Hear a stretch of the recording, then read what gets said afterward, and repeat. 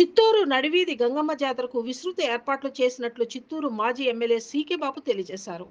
చిత్తూరు నగరంలో ప్రస్తుత చెందిన గంగమ్మ జాతరని ఈ నెల 21, 22 తేదీల్లో నిర్వహించనున్నారు.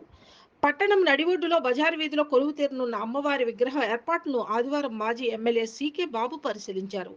అమ్మవారికి అలంకరించే ఆభరణాలను ప్రదర్శించారు. భక్తులకు ఎలాంటి ఇబ్బందులు లేకుండా ఏర్పాట్లు చేస్తున్నట్లు నిర్వాహకులు తెలియజేశారు. ఎన్నికల నేపథ్యంలో పోలీసుల శాఖ సమన్వయంతో జాతర నిర్వాహక బృందం ఏర్పాట్లు చేపడుతోందని తెలియజేశారు.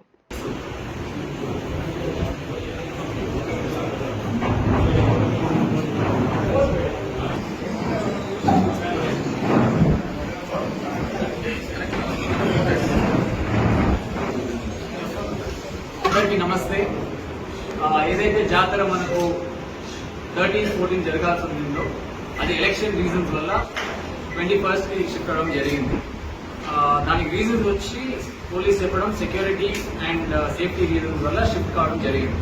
సో ఇప్పుడు 21st, 22nd జాతర అనేది ముందు ఎట్లయితే మనకు జరుగుతుందో అదే ఎస్పీ గారు కూడా మనకు అన్ని సెక్యూరిటీ ఫోర్సెస్ కానీ అన్ని ప్రొవైడ్ చేస్తారని చెప్పడం జరిగింది. సో అది కాకుండా హోంశక్తి కానీ మనకు ముందైతే ఎట్లయితే జాతర సిస్టమేటిక్ గా జరుగుతుందో అదే రకంగా ఈసారి కూడా జరుగుతుంది.